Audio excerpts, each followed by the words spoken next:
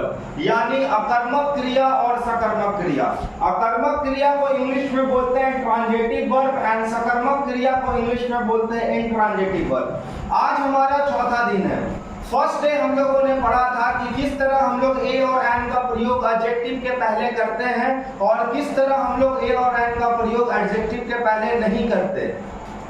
Second day हम लोगों ने एक बेसिक रूल पढ़ी थी ग्रामर की कि अगर मेरा सब्जेक्ट सिंगुलर है तो उसके साथ आने वाला वर्ब भी सिंगुलर होगा, और अगर मेरा सब्जेक्ट प्लूरल है तो उसके साथ आने वाला वर्ब भी प्लूरल होगा। थर्ड डे हम लोगों ने पढ़ा कि मेन वर्ब और हेल्पिंग वर्ब में क्या डिफरेंस होता है और हम उन लोगों को यानी हेल्पिंग वर्ब और मेन वर्ब को किसी भी सेंटेंस में देख करके कैसे पहचाने। और आज हम लोग पढ़ने वाले हैं ट्रांजिटिव वर्ब और इंट्रांजिटिव वर्ब, जो कि एक मेन वर्ब का पार्ट है। तो आइए हम लोग देखते हैं कि ट्रांजिटिव वर्ब क्या होता है और इंट्रांजिटिव वर्ब क्या होता है। हमारे पास ट्रांजिटिव और इंट्रांजिटिव वर्ब्स हैं। इन ट्रांजिटिव और इंट्रांजिटिव वर्ब्स को समझने के पहले हमको देखना पड़ेगा कि सब्जेक्ट क्या होता है, ऑब्जेक्ट क्या होता है और कॉम्प्लीमेंट क्या होता है। क्योंकि हमारे को ट्रांजिटिव और इंट्रांजिटिव डिसाइड करने में ये ऑब्जेक्ट जो होता है बहुत ही अहम भूमिका निभाता है। यानी ये ऑब्जेक्ट ही हमको बताएगा कि कौन सा वर्ब ट्रांजिटिव है और कौन सा वर्ब इंट्रांजिटिव है। तो सबसे पहले ऑब्जेक्ट को पढ़ने के पहले हम लोग देखते हैं कि सब्जेक्ट क्या होता है। तो अगर हम किसी भी इंग्लिश सेंटेंस को लिखते हैं, चाहे वो कोई भी सेंटेंस हो, तो उसमें तीन चीज आएगा। कौन कौन सा? सब्जेक्ट, वर्ब और ऑब्जेक्ट। यानी हमको किसी भी इंग्लिश सेंटेंस को लिखना है तो उसमें हमको क्या यूज करना पड़ेगा? सब्जेक्ट, वर्ब और ऑब्जेक्ट। तो हम सबसे पहले क्या बोले? सब्जेक्ट, सेकंड में क्या बोले? वर्ब, और थर्ड में क्या बोले? ऑब्जेक्ट। यानी सब्जेक्ट पहले आता है, वर्ब उसके बाद आता है और ऑब्जेक्ट उसके बाद आता है। तो अगर हम कुछ सेंटेंस लिखते हैं जैसे I eat, he plays, Ram is going to Patna, या इसको ऐसा कर दीजिए he plays cricket, I eat an apple. तो मेरे पास तीन सेंटेंसेस है और इस सेंटेंसेस में सबसे पहले हम क्या ढूंढेंगे? वर्ब को। तो थर्ड वीडियो में मैंने बताया था अगर कोई भी सेंटेंस है और उसमें अगर एक ही वर्ब है तो वो वर्ब हमेशा मेन वर्ब का काम करता है। यानी यहाँ पर जो ईट है वो किसका काम करेगा? मेन वर्ब का काम करेगा। यहाँ पर जो प्लेज है वो किसका काम करेगा?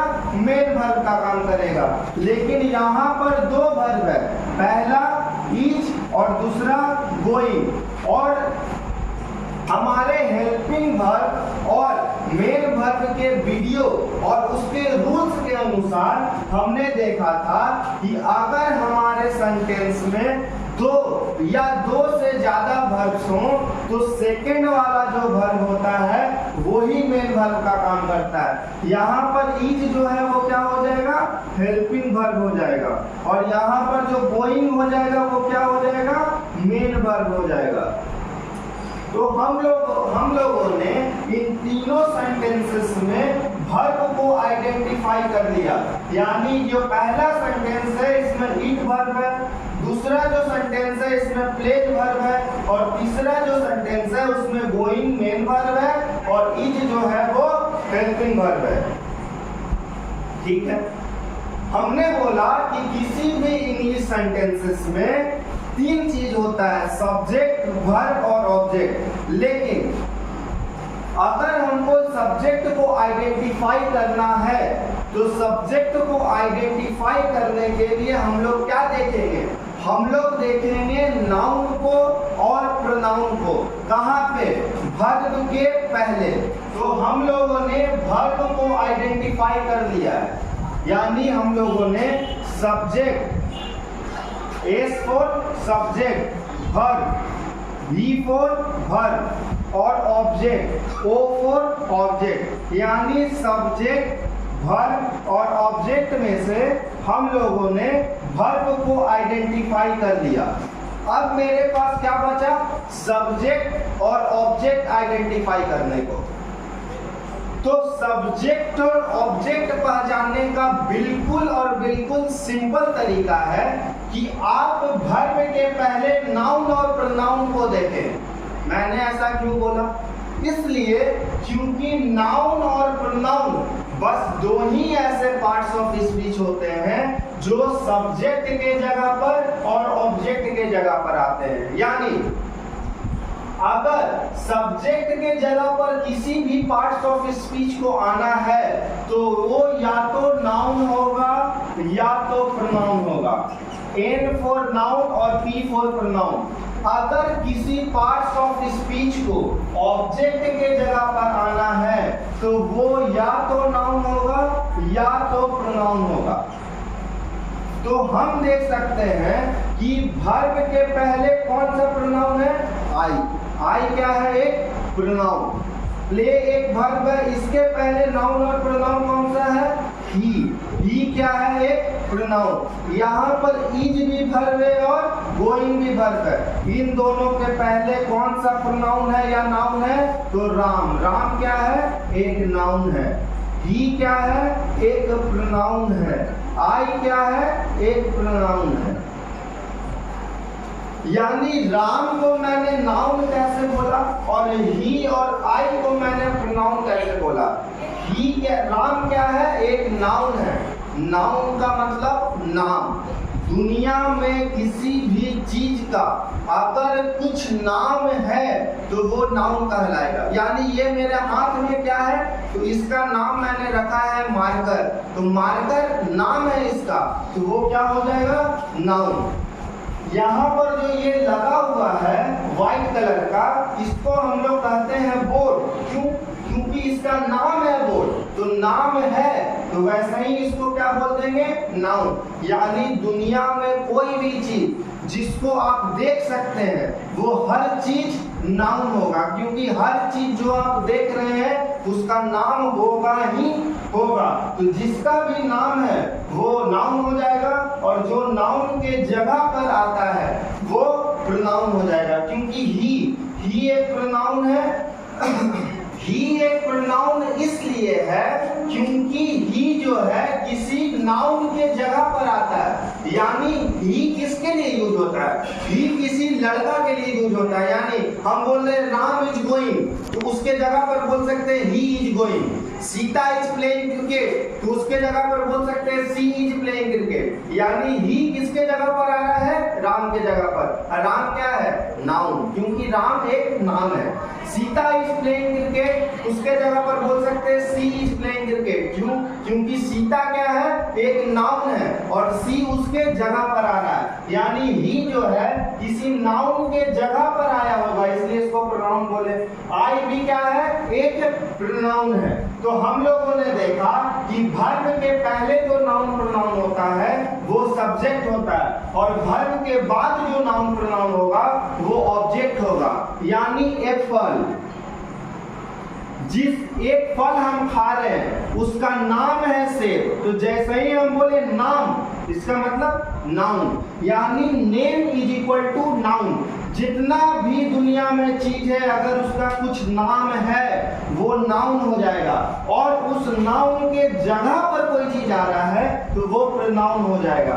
यहाँ पर देखिए क्रिकेट, हम एक गेम खेल रहे हैं और उस गेम का नाम रख दिया क्रिकेट। अब यहाँ पर क्या आया, नाम। नाम इज इक्वल टू नाउन, यानी क्रिकेट भी क्या हो जाएगा, नाउन। हम एक जगह घूमने गए और उसका नाम बोले हम पटना, तो जैसा ही मेरे जवान पे आता है नाम, नाम इज इक्वल टू नाउन। यानी जितना भी नाम है दुनिया में सब का सब नाउन। और नाउन हमेशा कहाँ आएगा, या तो सब्जेक्ट के पास या तो ऑब्जेक्ट के पास। अब दूसरे जगह अब हम लोग देखते हैं कि नाउन कि हम लोगों ने सब्जेक्ट भी देख लिया, वर्ब भी देख लिया और ऑब्जेक्ट भी देख लिया। अब आता है कॉम्प्लीमेंट का बात कि कॉम्प्लीमेंट क्या होता है। इस कॉम्प्लीमेंट को पढ़ने के पहले हम लोग देखते हैं कि हम लोग को देखना है कि कॉम्प्लीमेंट क्या होता है। उसके पहले इन चारों सेंटेंसेस को देखते हैं।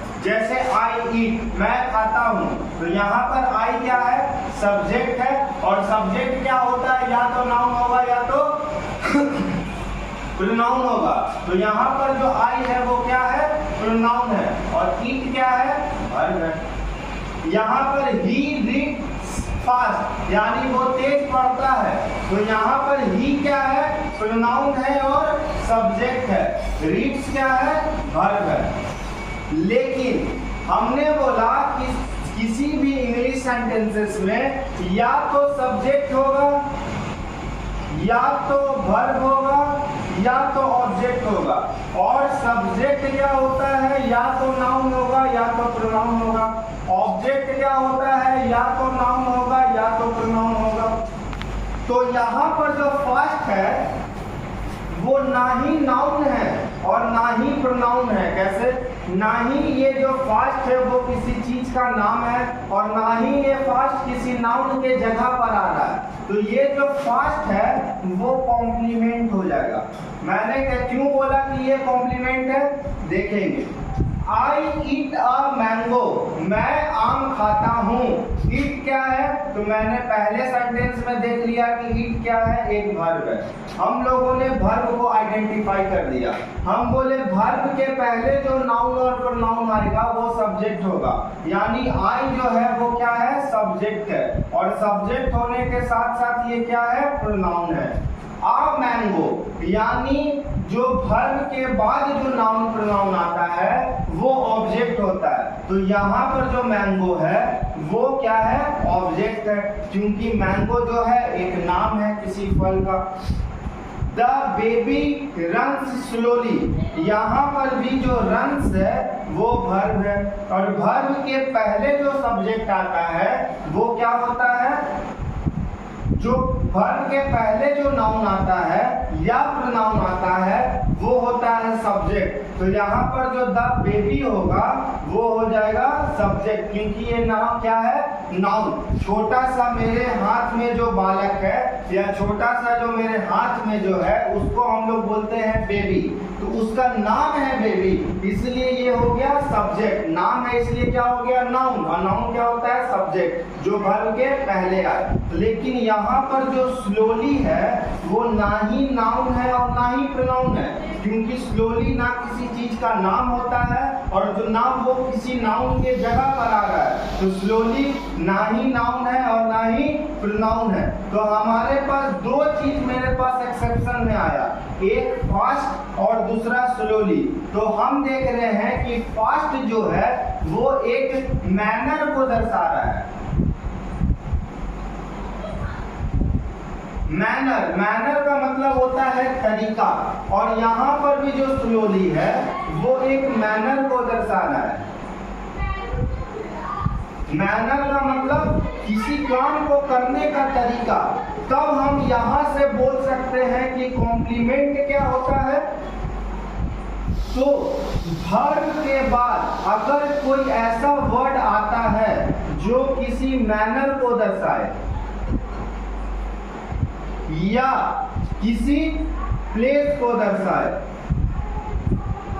या किसी एरिया को दर्शाए, यानी वर्ब के बाद अगर कोई ऐसा वर्ड आ रहा है जो मैनर को दर्शाए, जैसे यहाँ पे जो फास्ट है वो एक मैनर को दर्शा रहा है कि वो तेज पढ़ रहा है, तो तेज पढ़ना एक मैनर हुआ। द बेबी रन्स स्लोली, ये एक मैनर को दर्शा रहा है। अगर कोई प्लेस में, प्लेस तो नाउन हो जाएगा, अगर कोई किसी एरिया को दर्शा रहा है, जैसे आई come here, they go there. तो आई क्या है? सब्जेक्ट। दे क्या है? सब्जेक्ट। कम क्या है? वर्ब। वो क्या है? वर्ब। लेकिन जो हियर और दियर है वो क्या है? वो किसी एरिया को दर्शा रहा है, तो ये क्या हो जाएगा? कॉम्प्लीमेंट। यानी वर्ब के पहले जो नाउन प्रोनाउन आएगा वो होगा सब्जेक्ट, वर्ब के बाद जो नाउन प्रोनाउन आएगा वो होगा ऑब्जेक्ट, या वर्ब के बाद कोई ऐसा वर्ड आता है जो किसी मैनर को, किसी एरिया को दर्शाए, किसी काम के करने के तरीके को दर्शाए, ऐसे वर्ड को हम लोग कॉम्प्लीमेंट बोलते हैं, उनको हम लोग ऑब्जेक्ट नहीं बोले। हम लोग देखेंगे ट्रांजेटिव और इंट्रांजेटिव वर्ड। ट्रांजेटिव और इंट्रांजेटिव देखने के पहले हम लोगों ने देख लिया कि सब्जेक्ट क्या होता है, वर्ब क्या होता है और ऑब्जेक्ट क्या होता है। और मैंने वीडियो के स्टार्टिंग में बोला था कि ट्रांजेटिव और इंट्रांजेटिव को डिफाइन करने में या आइडेंटिफाई करने में इस ऑब्जेक्ट का बहुत बड़ा हाथ होता है। यानी ये ऑब्जेक्ट जो होता है यही तय करता है कि जो वर्ब होगा वो ट्रांजेटिव होगा कि इंट्रांजेटिव होगा। तो ट्रांजेटिव और जो इंट्रांजेटिव वर्ब होता है वो एक मेन वर्ब का पार्ट होता है। क्या होता है? ट्रांजेटिव और इंट्रांजेटिव वर्ब जो होता है वो मेन वर्ब का ही पार्ट होता है। ठीक है। उसके बाद ट्रांजेटिव वर्ब क्या होता है? ऐसा वर्ब जो कि ऑब्जेक्ट के साथ है। The verb used with the object, यानी ऐसा वर्ब जो कि ऑब्जेक्ट के साथ आता है उसको हम लोग ट्रांजेटिव वर्ब बोलते हैं, और ऐसा वर्ब जो कि ऑब्जेक्ट के बिना आता है, द ऑब्जेक्ट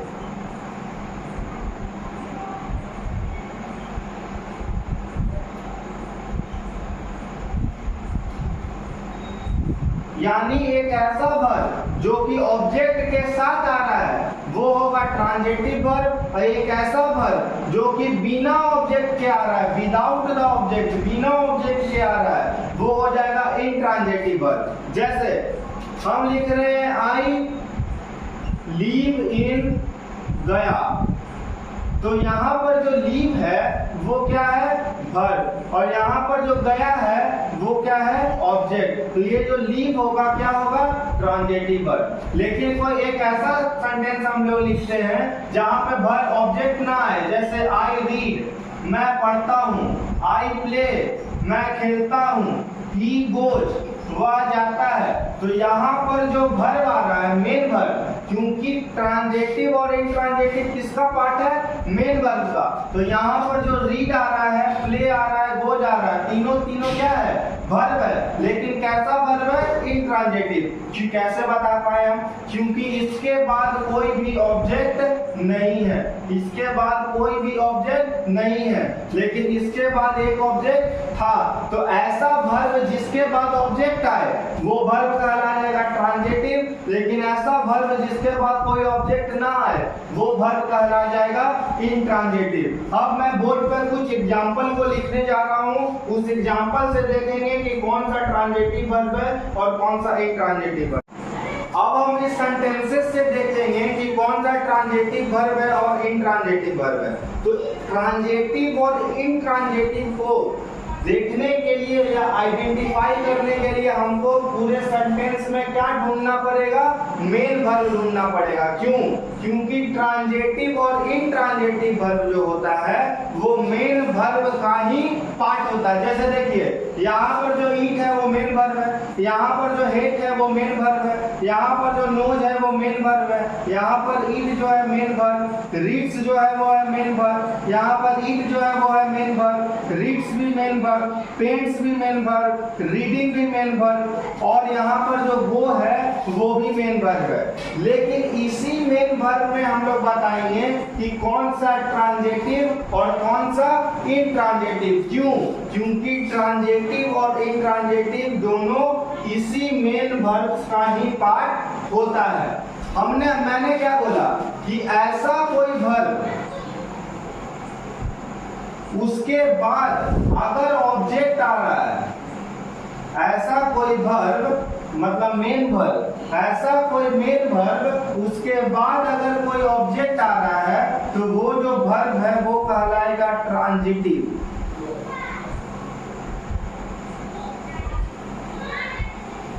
ठीक है, लेकिन ऐसा कोई वर्ब जिसके बाद ये ऑब्जेक्ट जो है वो नहीं आ रहा, सिर्फ और सिर्फ वर्ब आ रहा है या इस वर्ब के बाद कॉम्प्लीमेंट आ रहा है,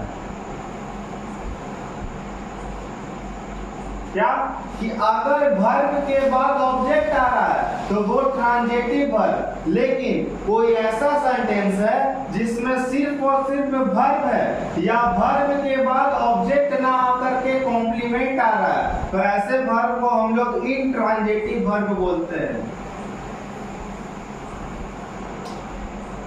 मतलब अगर वर्ब के बाद कॉम्प्लीमेंट आए या सिर्फ वर्ब रहे तो वो इंट्रांजिटिव वर्ब, और वर्ब के बाद अगर ऑब्जेक्ट आए तो वो हो जाएगा ट्रांजिटिव वर्ब। इसको हम लोग ऐसे लिख सकते हैं कि verb plus object is equal to transitive, और वर्ब अकेले या verb plus complement is equal to intransitive.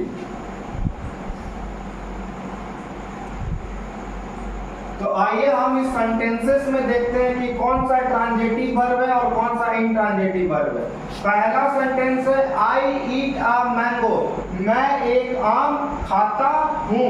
तो यहाँ पर जो ईट है ये वर्ब तो है, लेकिन वर्ब के बाद एक क्या आ रहा है, ऑब्जेक्ट आ रहा है। ठीक है, तो ये कैसा वर्ब हो जाएगा, ये वर्ब हो जाएगा ट्रांजिटिव, क्योंकि वर्ब के बाद क्या आ रहा है, ऑब्जेक्ट आ रहा है। आई हेट यू, मैं तुमसे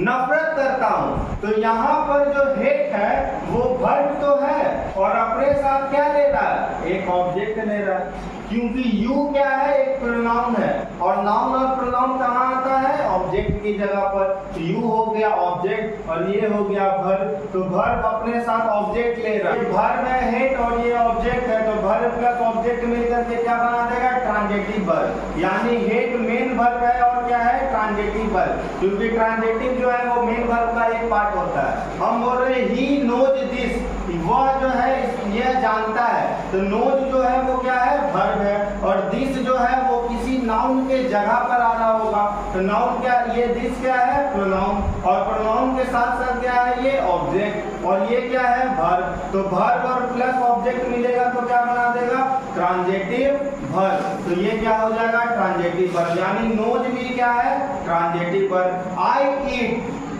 मैं खाता हूँ। अब मैंने क्या बोला कि अगर कोई ऐसा वर्ब है जो अकेला आता है, उसके बाद कोई भी ऑब्जेक्ट नहीं आता, तो वो कैसा वर्ब होता है, इंट्रांजिटिव। यानी ईट के बाद कोई भी ऑब्जेक्ट आ रहा है, ईट के बाद कोई भी ऑब्जेक्ट नहीं आ रहा, तो ईट कैसा वर्ब हो जाएगा, इंट्रांजिटिव।